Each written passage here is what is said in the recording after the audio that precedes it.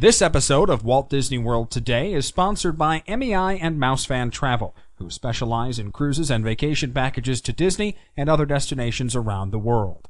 MEI and Mousefan Travel is an authorized Disney vacation planner and the recommended vacation planner for allears.net.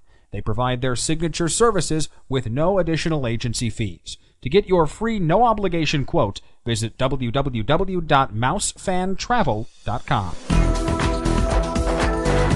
This is Walt Disney World Today. Give us 5 minutes and we'll give you the world. It's Wednesday, February 27th, 2008, and episode 376 of Walt Disney World Today. I'm Matt Hodgeberg from StudioCentral.com. On the show today is my good friend Mike Newell of Mouse World Radio. Mike, how are you? I was hoping you were going with me when you said good friend. That's right. We're ex-roomies. Ex? You're not going back? With some buddies, as it were. Well, we don't with some buddies. You're not going to go back? Right. Well, you know, I never say never. I'm looking forward to this year. Right. Also on the show today is Len Testa, co-author of the unofficial guide to Walt Disney World. And Len, which one of us is Tom Hanks if we're talking bosom buddies here? Which guy's that guy? The other one. Who's the other guy? Yeah, who's the other guy? The guy who wasn't Tom Hanks. Yeah. That's hysterical. And also on the show today, we have Mike Scopa of All Ears Net. Welcome, Mike. Join us for the latest Colossal in Mickey's illustrious career. What? Join us for the latest Colossal in Mickey's illustrious career. Mickey Mouse Review? Yes! Wow. Oh, man. I think you pulled that one out of the Cave of Wonders. I guess. Exactly. Oh, my God. Wow. It's Wednesday, and we're answering your listener questions. And the first one is from Jeff Shell of Atlanta, Georgia, who writes, "Hello, gentlemen. Today, I finally heard your answer my question regarding the marathon, January 08 marathon, that is. Thanks anyway. Anyway, my first question was where to eat the night before the marathon. In your response, you suggested I send a line telling you where I did eat. We ate at Tutto Italia, and I thought it was fantastic. I'm a vegetarian, and sometimes the veggie dining options are not as tasty as the meaty dishes, but Tutto has a nice pesto pasta dish that is out of this world. Yeah, I've had it. It's good. I thought the atmosphere and service was great. It was also fast, which is important with a 2.5-year-old. I wanted to add a couple of vegetarian dining suggestions to the list of about the vegetarian dining episode you guys did a little while back. Chico has a good vegetarian lentil dish. The Wilderness Lodge's Whispering Canyon Cafe also has a very good veggie burrito. It's large and quite filling. Also, my favorite was the Crystal Palace. You can never go wrong with a buffet. I expected the standard bland American fare, but there were many other interesting dishes to choose from. Quick question, though. When we tour Epcot, I'm always tempted to converse in what few words I know in a particular country's language. Have you ever tried speaking French in France? Are you laughed at by the cast members, or do they like it, or what? I've done this before. I've tried too. What language did you... I mean, I've tried Pig Latin before, but apparently there's no... No, I mean, I took 4 years of French in high school and then another 3 years in college, and I tried to speak it, and I do all right until they start going off on a tangent, and then I'm like, okay, I just want the crepe, please. So really, you've taken 7 years of French? Oui, je parle un peu de français. Wow. And a crepe Suzette to you. Exactly. I try. Do you need an extra roommate for your cabin? And He's mine. Don't move in. And I totally understand now why Newell wanted to go on the Love Boat cruise with you. Go ahead, say something else. Actually, it's funny. Our statistician Fred Hazelton is Canadian, and his voicemail he speaks in French on it. And every time he picks up the phone, I'm like, I was calling for your voicemail, not for you. he's like, bonjour, Len, you know. Yeah, that's better, Fred. Next email is from Tara, who writes, Mangello, guys, I was just listening to your latest live show number 19, and one of your callers mentioned that she was able to get into Le Cellier last minute. Well, my husband and I were in Epcot during the very busy Martin Luther King weekend last month. On that Sunday, we were able to get into Le Cellier last minute as well. Yes, it was an early dinner at 5 o'clock p.m., but it was definitely worth having a little bit early to be able to eat there. Just wanted to let you know that it happened to us as well. Yes, it's interesting how I know Martin Luther King weekend was a little bit more crowded than we had anticipated, but still there was that ability to get those dining options, which even at 5 o'clock you would not normally get at Le Cellier, right, Scopa? I mean, you would not normally be able to walk into Le Cellier even at 5 o'clock. Regardless of what what month of the year? It's like a walk up is like, next to nothing. I mean, it's like winning the lottery, really. Next email is from Lisa, a.k.a. SambiCat on www.today.com. Hoorah! Who writes, "Hi, guys. You had so many callers on your live show I couldn't get in, so here's my question. I'm a first-time annual pass holder. I just assumed there would be some benefit to renewing my annual pass, but today I was shocked and dismayed to see that the annual pass renewal discount is all of $40. So my question is this. If I'm 90% sure that I won't be returning to the world until October, is there any reason really to renew my annual pass now? I personally don't see $40 as a huge incentive to renew, and the summer months are, in a sense, wasted months, as it's highly unlikely I'll be going. I bought the Disney Dining Experience card, cheap paper, and it was good through next January. The only thing I can think of is that the park prices will go up more than $50 before October, or if I would be unable to re-rate any reservations I would make between now and then under applicable annual pass discounts, assuming there would be any discounts and that I would be an annual pass holder as of the first day of my next trip, whenever that may be. My pass expires in March. Hurry." Yeah, I wouldn't get the annual pass. I mean, you're saving $40, but you're essentially giving up 5-6 months of your pass for the $40. Yeah, it doesn't make any sense. Don't do it. The only thing, and she brought it up, is that if Disney raises its ticket prices. Oh yeah, but what do you mean if? Yeah, really. Yeah. You could always buy it. I mean, well, if you monitor the boards though, you should be able to know a few days in advance before they do it, and you can always buy it then over the phone or go to a Disney store and buy it. Yeah, there's generally some buzz a few days before ticket prices are going to go up. Now, whether you'd have to be on the ball in order to be aware of that, but that is a good point, Len. You could set up a Google alert to look for it. There you go. Next email is from... Who is this email from? Kim from Laurel, Maryland. Writes, "Hi, guys," or should I say Mangello fellas. I have to say that, first of all, thanks for the great podcast. You are really knowledgeable and entertaining, and your brevity is really appreciated as I do listen to that other significantly longer podcast. Really enjoyed your discussion regarding the Disney Dining Experience, the Disney Dining Plan. Don't want to make this more complicated, but just read this on a Disney board from Disney World Communications, which said, "Please know that the gratuity will be assessed on the full bill, then the 20% will be discounted. However, guests will not be able to dispute the gratuity. If a guest should have a concern with the service or food received when using their Disney Dining Experience card, we recommend they speak with the manager. Each individual situation will be reviewed by the manager at the location on a case-by-case basis." So they add the gratuity on. They add the gratuity on, then they no, they don't do that. They add the gratuity. They take 20% off then. 18%, right. So it's really like a 5.5% discount overall. So on a $100 bill, on a bill of $100, it's 100 times 1.18 times 0.8, right? Mm-hmm. So that's $94.40 on a bill of $100. So it's a 5.6% discount net. So we'd originally said it was 2%. It's not. It's 5.6. So that's not bad. Not bad. And so it's 5.6% and a free gratuity if you look at it that way. Right. So that math actually works out better. The interesting thing that I think we had talked about this on a previous show too. The DDE discount works out better than the annual pass discount if the annual pass discount's 10%. But at 20%, if you can get a 20% annual pass discount, then it makes sense to use the annual pass discount because of the way the gratuity and everything work out. We actually did the math on I think the live show. Good. Next email is from Shelley Prue of Watertown, Massachusetts. Writes, Greetings to you, awesome foursome.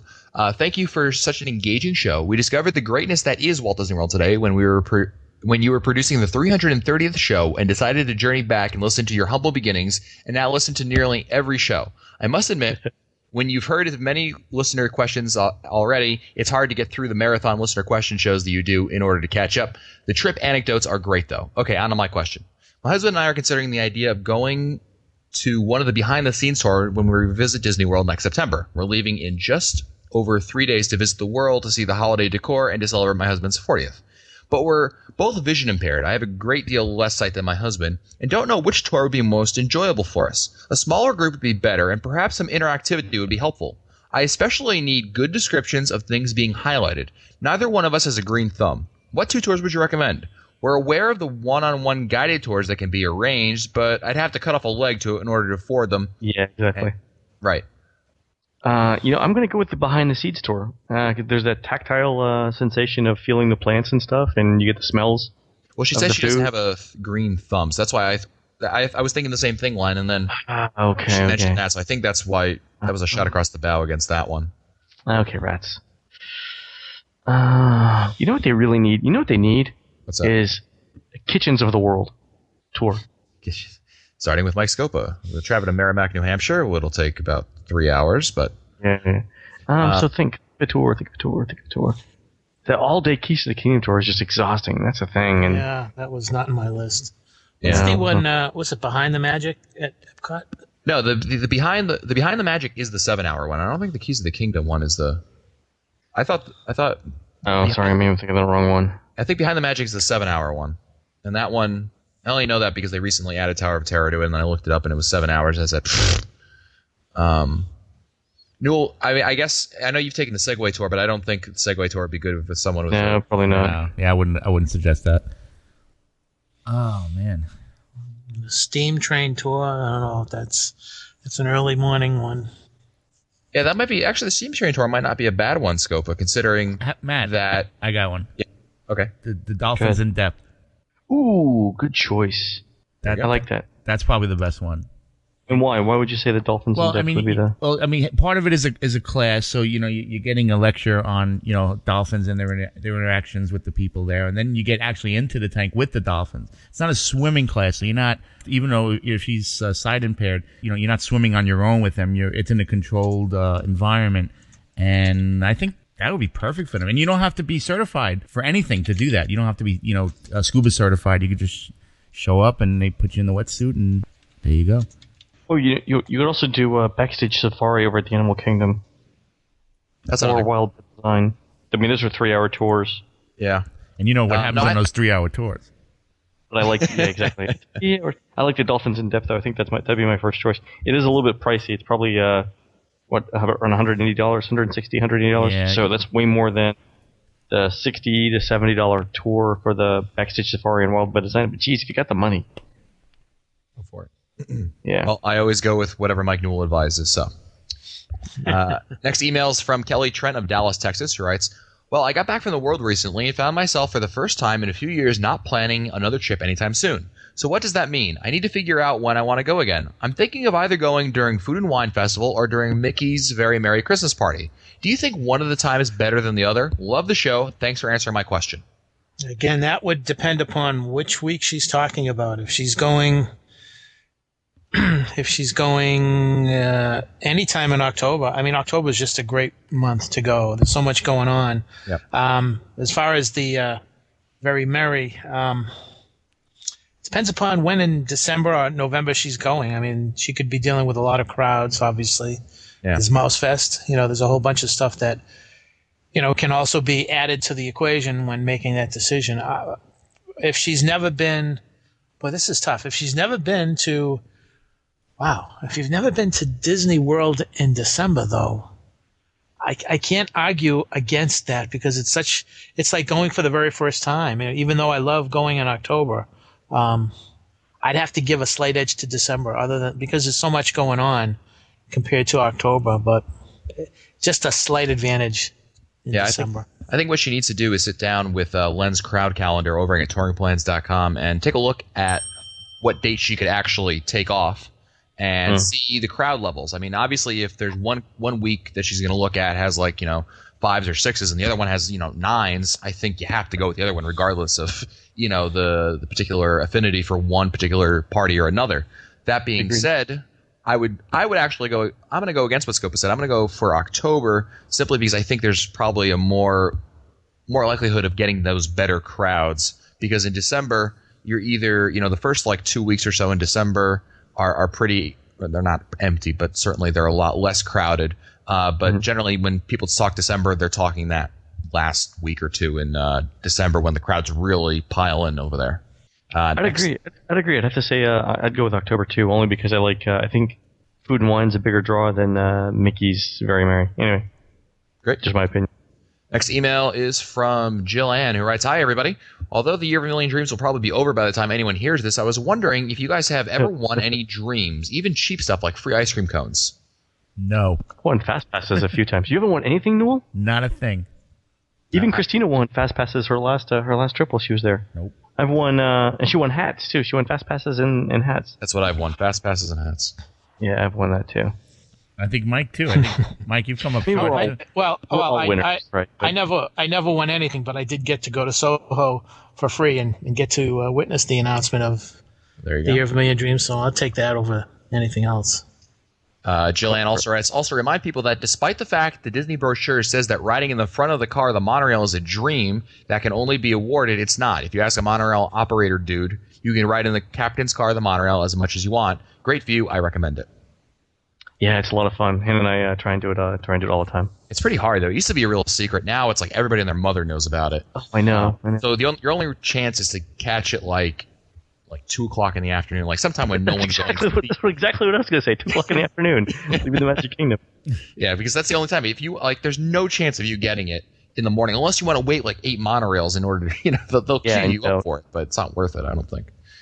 Next email is from Jamie St. Clair of Matthews, North Carolina, formerly of Oak Ridge, North Carolina, right next to Len.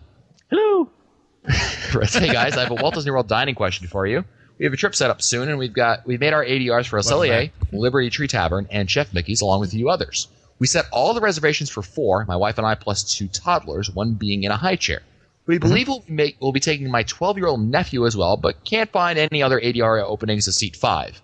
Our youngest child can sit on my wife's lap, so would the restaurants we can't reschedule let us have our table of 4? In other words, could we play dumb and still get our tables? I can't imagine Yes. missing out on Scopa Special at Cellier. Play dumb and cute. Yep. Oh, absolutely. They won't care. Exactly what I would do. I mean, It's- look how far Hotchberg's got on it. Dumb and cute. So. Now, I mean, playing dumb? Oh. What? Huh? What? I was gonna say that if you're showing up there, if you have it's a reservation for 4 and you have 1 extra person, not the end of the world. If you make a reservation for 2 and you show up with 8, that's a problem, Len. Yeah. I've only done that like a dozen or 2 dozen times in my life. I mean, come on. Next email is from. We're only going to be here 15 minutes. I swear to God.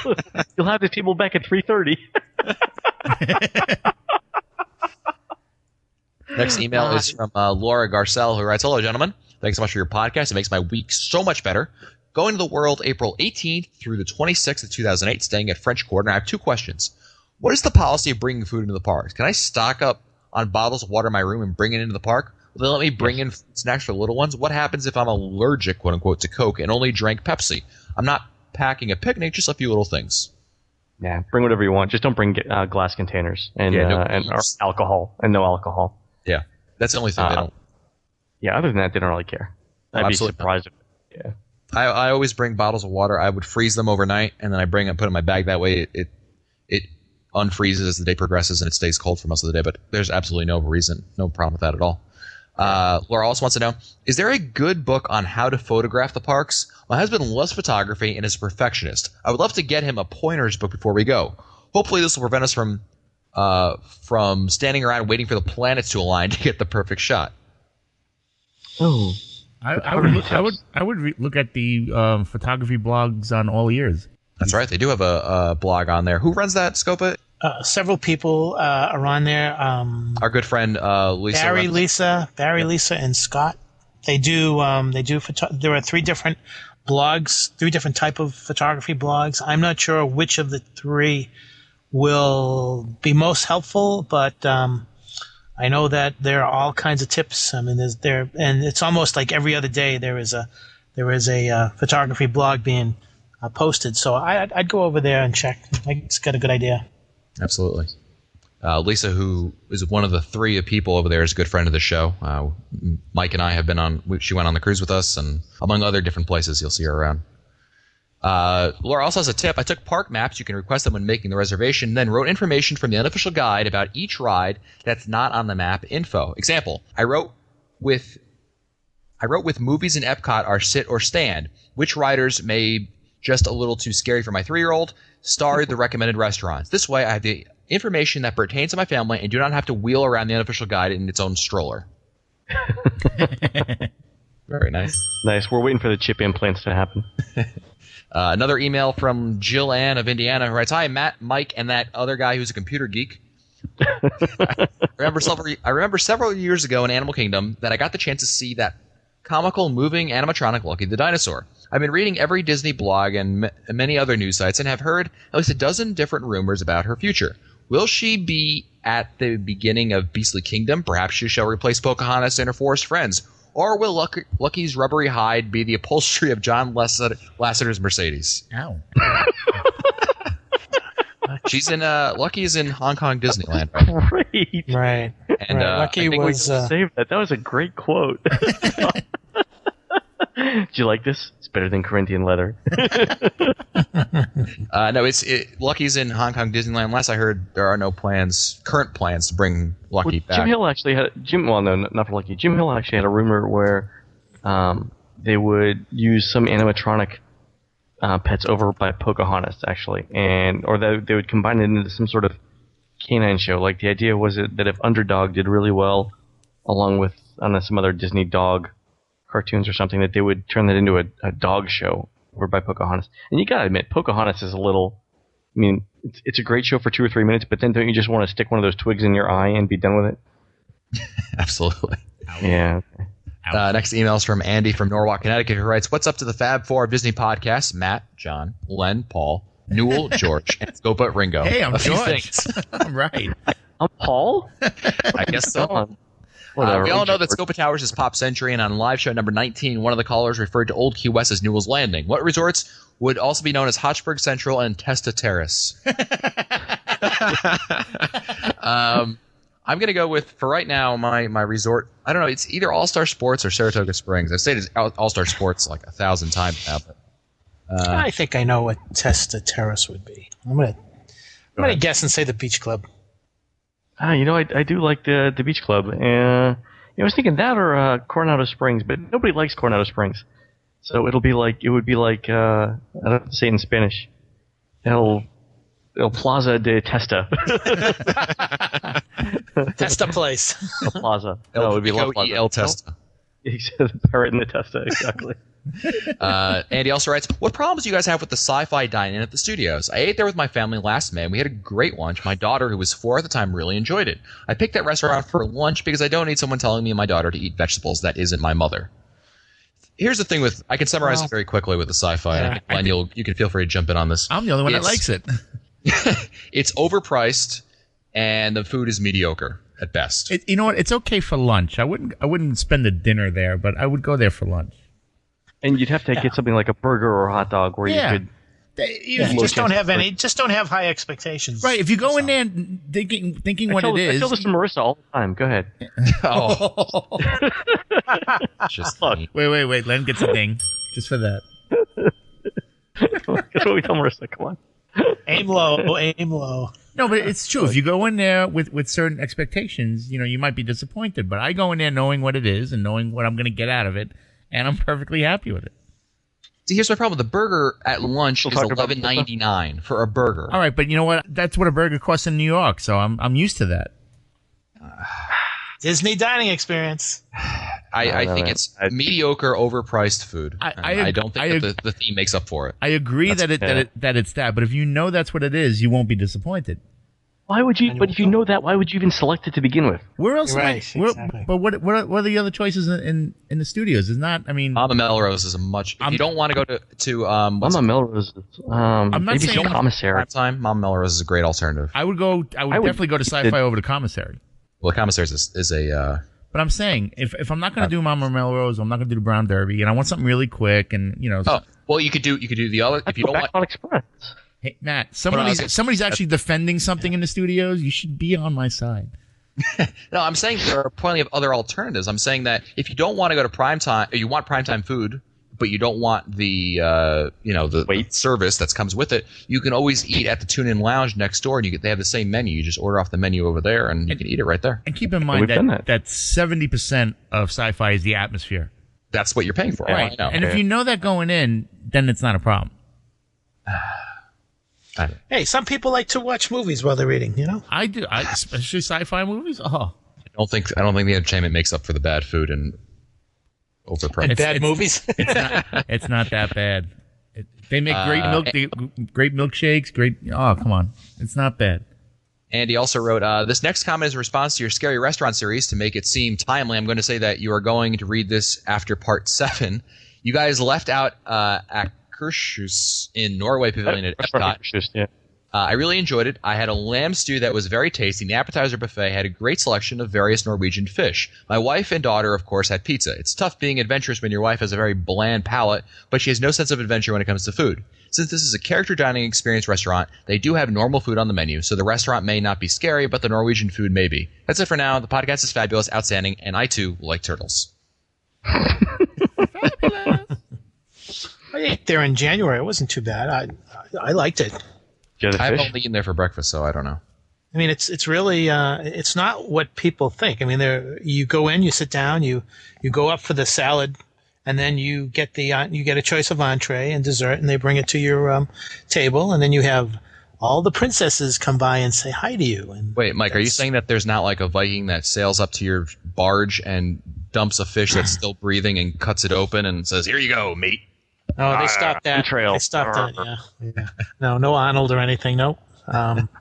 It's somewhat pricey though. That's the thing that people should be aware of. It is somewhat pricey. When you make the ADR, they will ask you for your credit card, because if you decide to bail out and you don't cancel within 48 hours, then they charge your credit card a certain amount. I think it's $5 per person, something like per seat, I believe. Great. Next email is from Stuart Sternberg. I think he's known as the Disney Dad, because I've seen his emails quite a bit. He writes, "Hey guys, I love the show. I've been a regular listener since this past summer.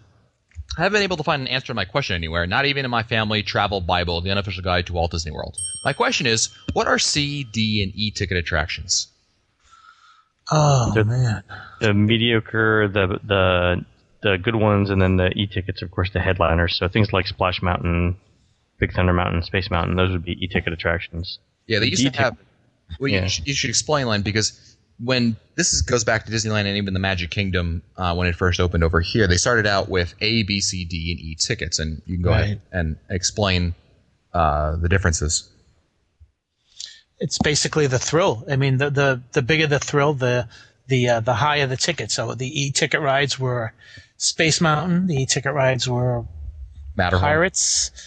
I'm talking Disney World. Pirates, Haunted Mansion. Then you had like the A's and the B's and the C's were things like some of them still Carousel of Progress. Yeah, Newell, you liked riding the A-ticket attractions, didn't you? I liked riding the free ones.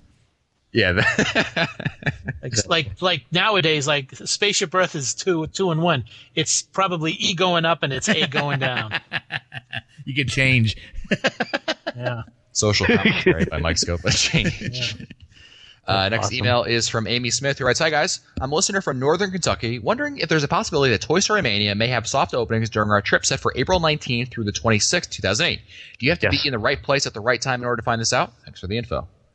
I've The heard 25th. Yeah, that's what I heard. April 25th, is the soft open date. I think you got to keep in mind that, that may change, and certainly, especially with that first soft opening date, it may be like an hour at some point in the day. So it's not like you can just go there. It may be, but it may also be the fact that they may not have any, or they may be for an hour, maybe for 5 minutes. Who knows? But She said the 25th and the 26th she has a shot. Yeah, I would definitely keep your eye on certain studios-oriented websites for more information as we get closer to it. You got to find one. Yeah, I need a good one. Yeah, me too. One that's reliable, has good, Good facts. good information. Yeah. Yeah. It's hard to find. I don't know. I don't know. Next email is from Jen, who writes, "Hopefully you'll be able to tell your listeners about this before Christmas 2007.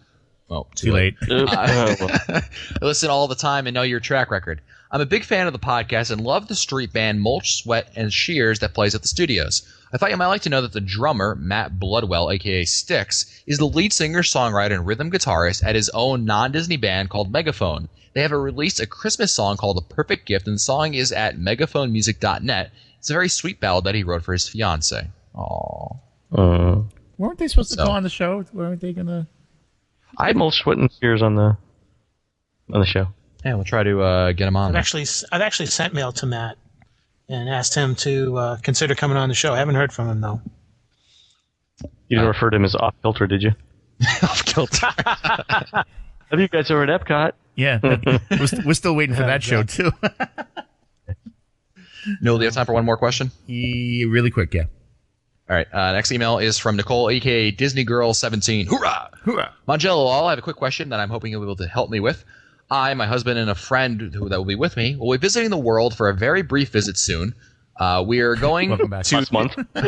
never mind that. We're going to Pirate and Princess Party. My friend has never been to Disney World. We're planning on entering the park at 4 since I hear that it's going to be that you can get in with the party passes. Do you have any suggestions of what to do the morning outside the park and what to do in the Magic Kingdom before the party starts between 4 and 7 p.m.? Thanks in advance for any help you can give. I love the show and look forward to it throughout the week. So what to do if you're coming before 4 o'clock into the Magic Kingdom? What would you do that day besides sleep in? Downtown Disney, go to the pool, maybe Disney dine at a... Quest. You could... Disney Quest, jeez. Yeah. I would find, I'd sleep in, go to the pool, and you know what I would do? I would find a resort restaurant not near a theme park that you've always wanted to try and go have lunch there. And then I'd go back and take a nap. That's a good idea. And what to do between 4 and 7 p.m. because the party events and stuff don't start until 7 o'clock, but they'll be getting into the park at 4. So if there are any attractions that you want to see that aren't open during the party, that would be a great time to see it during those 3 hours. Or you could sort of do the any favorite attractions, grab fast passes for those that you want. Really, the thing with Pirate and Princess is that once the party starts, the lines for everything drop to almost nothing. Maybe 5 or 10 minute waits. Right. So I wouldn't invest 30 minutes in waiting for Space Mountain or Splash Mountain or something like that, because a couple hours later there's gonna be no wait whatsoever. Christina was at a Pirate and Princess. No, I'm sorry, Linda, my sister, was at a Pirate and Princess 2 weeks ago, and said that she rode Big Thunder 5 straight times because there was no one else in line. They just kept let her riding over and over again until she literally got tired of the ride and went on something else. Very good. Well, Newell is telling me we have to go. Sorry, I'd love to answer more questions, but Don't blame me. that's for next week. That's it for us today. If you want to find our older episodes, read our show notes, or send us your comments, visit the Walt Disney World Today website at wdwtoday.com. For Len Testa, Mike Scopa, Mike Newell, I'm Matt Hotchford. We'll see you on the next show. Bonsoir.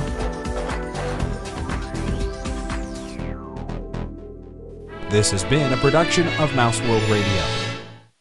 This episode of Walt Disney World Today is sponsored by MEI and MouseFan Travel, who specialize in cruises and vacation packages to Disney and other destinations around the world. MEI and MouseFan Travel is an authorized Disney vacation planner and the recommended vacation planner for allears.net. They provide their signature services with no additional agency fees. To get your free no-obligation quote, visit www.mousefantravel.com.